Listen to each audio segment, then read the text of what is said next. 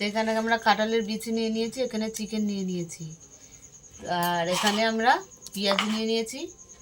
তা পেঁয়াজ আদা রসুন দিয়েই আমরা আজকের বানাবো পেঁয়াজি কাঁঠালের বীজ দিয়ে চিকেন দিয়ে।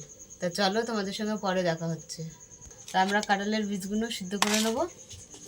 একটু ভাজা মশলা বানিয়ে নেবো।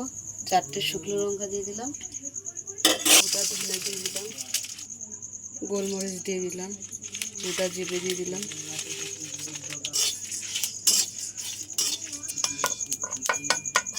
তো হয়ে গেছে ভাজা, আমরা ভাজা মশলা বানিয়ে নেবো। তো কাঁঠালের বীজগুলো সিদ্ধ করে নিয়েছি। তো আমাদের কাঁঠালের বীজগুলো মাখানো হয়ে গেছে। এখানে পেঁয়াজ কুচি দিয়ে দিচ্ছি, আদা রসুন দিয়ে দিলাম, চিকেন দিয়ে দিলাম, নুন দিয়ে দিলাম, গুঁড়ো লঙ্কা দিয়ে দিলাম, ভাজা মশলাটা দিয়ে দিলাম, মিশিয়ে নেবো। কাঁচা লঙ্কা কুচি দিয়ে দিলাম, মিশিয়ে নিচ্ছি।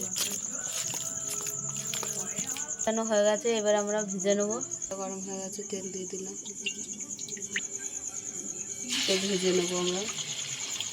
তো আমরা একে একে ভেজে নেবো।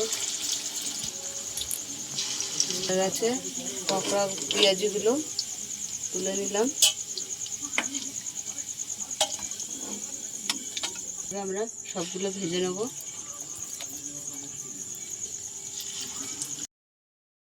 তো আমাদের পকোড়াগুলো সব হয়ে গেছে, এই পেঁয়াজিগুলো তুলে নিলাম। তো কাঁঠালের বীজ দিয়ে চিকেন দিয়ে পেঁয়াজি আমাদের হয়ে গেছে। তা তোমাদের কেমন লাগলো বলো, ভালো লাগলে লাইক করে দেবেন, শেয়ার করে দেবেন, কমেন্ট করে দেবেন, সাবস্ক্রাইব করে আমাদের পাশে থাকবেন। আর ভিডিওটা অবশ্যই আপনারা দেখবেন। আজকের এই পর্যন্ত। তো আমার ছেলের ভিডিও ছাড়বো, আপনারা অবশ্যই দেখবেন আর আমাদের সহযোগিতা করবেন। টাটা।